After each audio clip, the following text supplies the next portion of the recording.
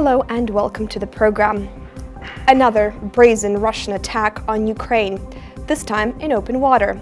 The capture of several Ukrainian vessels and Ukrainian sailors has been condemned by the international community. But it was a weaker response than what the Ukrainian government was hoping for. So what will Vladimir Putin do next? Joining us to discuss this and more is Mike Carpenter. He is the Senior Director at the Penn Biden Center for Diplomacy and former Deputy Assistant Secretary of Defense at the Pentagon. He joins me now. Thanks so much for joining me. My pleasure. Russian Coast Guard attack on Ukraine was done under the Russian flag. This was the first incident since Russia started its undeclared war in eastern Ukraine in 2014.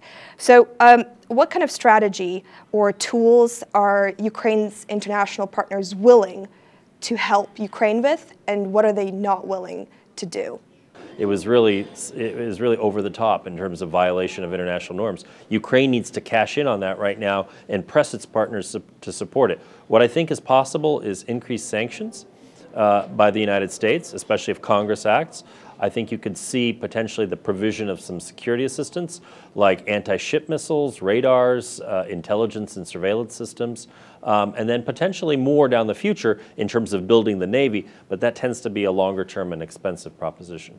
So what is the West not willing to do? Where I think you're not likely to see a Western reaction is you probably won't see NATO ships sailing through the Kerch Strait, testing whether there will be allowed passage into the Sea of Azov. And the reason is simple, because first of all, Russia right now controls the Strait, and so it would be escalatory. But second of all, probably more importantly, the Sea of Azov is governed by a bilateral treaty between Ukraine and Russia. And so the freedom of navigation under international law that, for example, U.S. ships or French ships or German ships have in the Black Sea does not apply quite to in the same way to the Sea of Azov. Speaking about Western response to this, Donald Trump, he said that he canceled a meeting with Putin.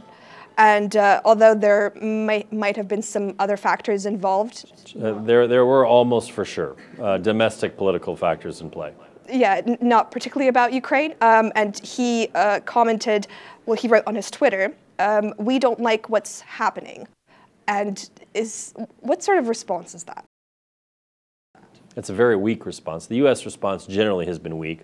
The strongest response came from our UN ambassador, Nikki Haley, who condemned Russia's aggression. But then she also noted in her statement that she expected the Normandy format to follow up and take up this incident, which is a cop-out, really. It's absolving the U.S. of responsibility to be involved in putting pressure on Russia. So I didn't like that statement. And then Secretary Pompeo had a fairly weak statement where he called on both sides to de-escalate.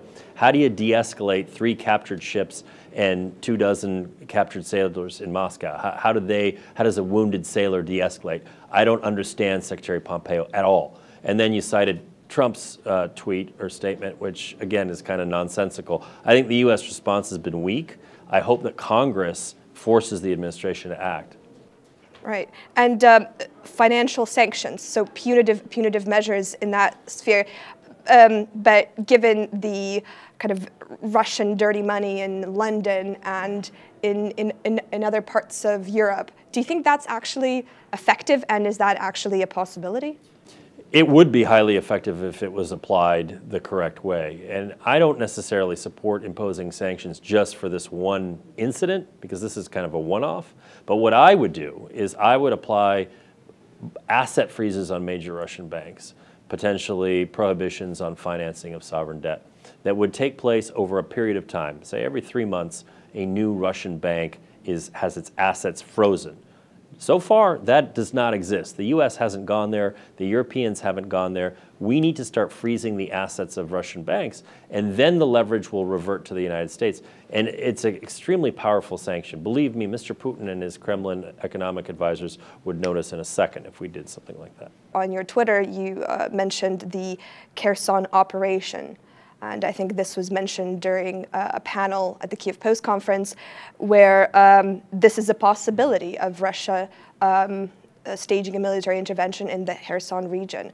So can you talk about the implications of this so-called Kherson Operation and what can Ukraine do to prevent it? Whenever Mr. Putin engages in aggressive action, especially militarily, he takes a step, he pauses, he looks around to see what the international reaction will be. In this case, the international reaction was very weak. There were a flurry of strong statements condemning the action and no follow-up in terms of action. So from the Kremlin's perspective, this is a green light to go further. I'm not saying that I'm predicting something will happen in the next few months. I think most likely, if there were to be follow-up action, it would be after the election, not before. But certainly I know that the Russians are looking at Kherson Oblast as a potential area where they could try to launch a quick lightning attack to take the canal, take control of the canal that provides water to Crimea from the Dnipro River. And they've been using propaganda and reconnaissance and surveillance to try to soften up the population there, to make them less loyal to the central authorities in advance of a potential military move. That doesn't mean this is going to happen. It doesn't mean it's inevitable. If Ukraine puts in place a strong force and a deterrent, then it may not happen. But I know for a fact that this is something that's being looked at by the Russian military. After the Kerch Strait attack, the Ukrainian government imposed martial law in some parts of the country. Including there, in Kherson. That's right. But there's been a lot of talk that the Ukrainian government didn't do a very good job of explaining what martial law actually means to its own people and to its partners, including investors. Now, what's your assessment of this, and what would you have advised to Ukraine's President Petro Poroshenko when he was imposing martial law? Look, I don't think that martial law is necessarily a bad idea in the current circumstances. It gives the government power to do certain things in terms of law enforcement activity that it might not otherwise be able to do. And whenever you have the potential for conflict to flare up, that is an additional tool on the government side. And I'm not saying that that's inappropriate. That is maybe very appropriate right now. The problem is that since Ukraine did not declare martial law during the peak of the fighting in 2014, the comparison for, I think, a lot of ordinary citizens, and I'm not Ukrainian, so I don't know, but I would expect that a lot of Ukrainians say, well, wait a second, how come we didn't apply this, when Ilovaisk happened in August of 2014? Why now? And the international community, I think, is asking those same questions. So I think it's incumbent on the authorities to explain what specifically these measures are designed to do. You've previously worked for Joe Biden, and do you ever talk to him about your visits to Ukraine and what you've seen, what you've discussed with the people here, with the government and civil society? Well, I meet with or talk on the phone with Vice President Biden at least once a week, sometimes many times a week. And we talk about international affairs, including Ukraine. So I try to brief him regularly on what's happening. He's very current on the events that are taking place here. He met, for example, with the Patriarch a few months ago, just as the news that Tomos was going to happen was starting to break, and he firmly embraced that and endorsed that move. So he's very current on all things that are happening in Ukraine, and he continues to follow it. Of course, he's now no longer vice president, so he defers to the administration to formulate our government's policy on Ukraine. Has there been any response from Joe Biden about the current situation and about what happened near the Kerch Strait? Yeah, I think he's very concerned, like all of us are, that this is an escalation by the Russian side.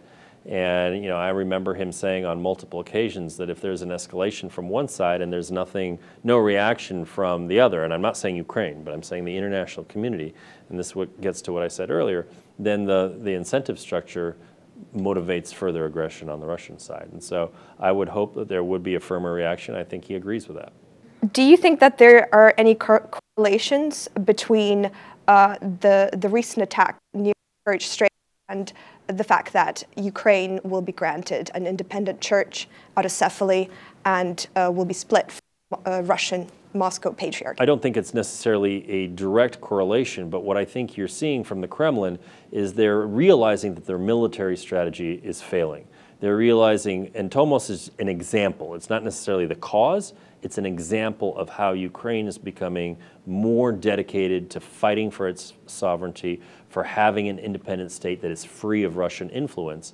And when the Kremlin sees this, it realizes that its strategy is actually a failure despite its occupation of Donbass and Crimea. And so what do? In turn, they look for other ways to put pressure on Ukraine. Some of that is what we call active measures or subversive actions, and some of it is what we're seeing now in the Strait. At the Kiev Post conference, you mentioned the total defense concept, the Norwegian, the Scandinavian people power style concept of defending their own country, where the military have the same role, essentially. They are seen as to have the same role as the citizens.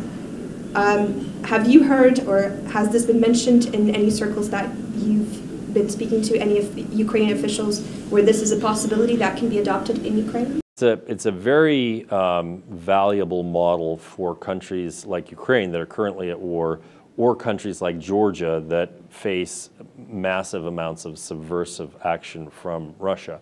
It's a model that that the Scandinavian societies, including Norway, which you mentioned, have adopted. Also the Baltic states. And there's active duty military and reserves that play a role, but each citizen has some role in defending the country. It may not be military in nature, but they may be looking to see whether there's some sort of unusual activity in their neighborhood and reporting to the authorities if they see it, or taking other types of action. I personally think it's vital for Ukraine to adopt this kind of a mobilization total defense concept. And there's some smart people in the Ukrainian military who understand this concept well and would like to apply it. But, reforms in the Ukrainian military are, I don't want to say they're not happening, but they're about halfway to where they should be. So they're embarked on a process of reform. But this concept would require not just reform of the military, but a conceptual shift in Ukrainian society. It's one, frankly, I think has to happen. An interesting point that was made to me over and over again by Norwegian Home Guard officers during my visit to Norway was that there was a saying, or there was a story that was being told among them. I think it was after the Cold War. A Norwegian journalist interviewed a Soviet commander, and the commander said that he wouldn't ever think of a military intervention in Norway or any Scandinavian country because, well, why would Russia think about interfering in a country that has hundreds of thousands of people with guns in their closets? Well, this is the strategy that allowed Finland to essentially grind the Soviet offensive to a halt in the Winter War. And in a sense, Ukraine has adopted this spontaneously, although it's not really being inculcated by the government within society. But what was it that stopped the Russian forces from incurring further into Ukraine in 2014? It was very simple. It was the mobilization of Ukrainian society, volunteer battalions that were formed to fight against invading Russian forces. But it was Ukrainians in neighborhoods in Kharkiv, Odessa, Mariupol, Dnipro, that helped law enforcement to root out the Russian provocateurs in those cities. That's why those cities are currently free and liberated and not under Russian control, because society was active in defending its neighborhoods, its cities. On a slightly different note, but still staying on top of Russian hybrid tools, you recently published a piece titled "Russia is Co-opting Angry Young Men." It was incredibly interesting, and it's about the Kremlin recruiting fight clubs and neo-Nazi groups and all sorts of angry young men from across Europe and even in some parts of the US. So they're being enticed by the Kremlin somehow, these groups. Why do you think this phenomenon is even happening? Well, as I started researching this article, I became frightened at a certain point at how deep Russia's intelligence services have penetrated our Western societies. And it's important to understand Russia does not create these groups. These groups often exist on their own. They're right-wing fringe elements, as you mentioned, soccer hooligans, neo-Nazi groups, mixed martial arts clubs, fight clubs. They exist on their own, but Russia seeks to tap into these groups because they're often angry young men who are disenchanted with the establishment for various different reasons. And Russia wants to stoke that anger to bring down the establishment and to bring down law and order, to basically to inject chaos into Western societies. And you see it now with the Yellow Vest protests in France. These were not created by Russia by any stretch of the imagination, but Russia is now taking advantage of them and amplifying them, not just on social media, but in the streets, to try to create chaos. And they did the same thing in Germany, in Chemnitz, when there were protests a few months ago. It's quite unnerving, I suppose, to see these sorts of events happening. This actually gets at the total defense concept as well, because when you have a society that is alert and that is mobilized against foreign interference, as the Baltic states are, this type of effort is less successful. So you do see Russia trying to do this in the Baltic states as well. But a lot of Baltic societies are naturally suspicious when they see a neo-Nazi group that is pro-Russian and wonder and immediately suspect that there's some covert influence there. And they're able that way to help marginalize and push it to the fringes. Everyone feels as if they have a role in their mutual defense, in their own defense of their own country. I think everybody shares that responsibility and feels as if they have to be more alert because it's up to them. The example I like to cite is Finland, because Finland, Russia established a Finnish language service for Sputnik, which is Russia's propaganda channel. In 2014, they canceled it. Why? Because the Finns it was not effective. The Finns were not paying attention. They were not watching Sputnik because they knew it was Russian propaganda, because they've lived with Russian propaganda for decades. So some of these societies that have a greater cultural awareness of the need to defend, not just against people with arms, but also from information warfare, are much more successful. I think that's a very good note to end on. Thank you so much for joining me today. My pleasure. We've been joined by Mike Carpenter. He is a senior director at the Penn Biden Center for Diplomacy and former Deputy Assistant Secretary of Defense at the Pentagon. You're watching UATV.